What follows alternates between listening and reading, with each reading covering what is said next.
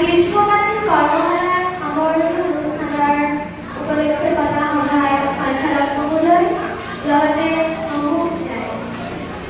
সকলোলৈকে মোৰ শ্ৰদ্ধা আৰু সেৱা জনাই মই ডক্টৰ ভূপেন চক্ৰৱৰ্তী ছাৰৰ এটি কবিতা আবৃত্তি কৰিবলৈ চেষ্টা কৰিছোঁ।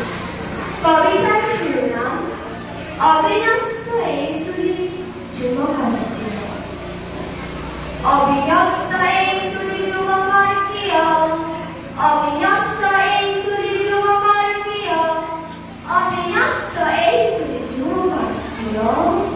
দুৰন্ত হাল বন্যাত বৰ্তমানে ভাগৰি ভাগৰি পৰি খণ্ড বিখণ্ড জীৱনৰ চন্দ্ৰ সমস্ত তাকে ধৰি খেলা কৰি আনিছিল মাথোতা দুহাতেৰে ধৰি।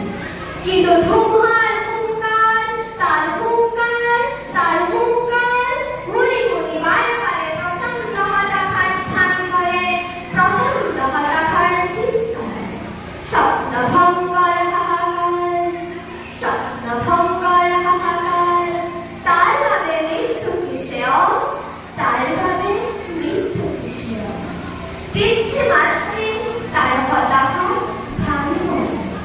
মহাশূন্য ভাগতি জীৱনে গতি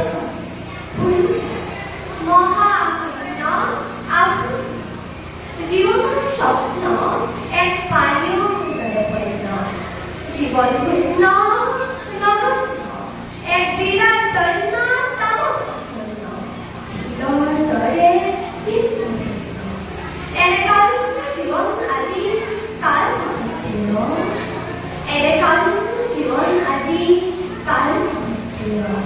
ভুল ভুল বাৰে বাৰে ভাল পৰে মুকুতাৰ অবিশ্ৰান্ত মন আৰু ভাৰাক্ৰান্ত কৰি যাক খামুচি ধৰি এধৰৰ সৈতে যুঁজাৰ প্ৰয়াস কৰি ঘৰে ঘৰে কণ কৰে।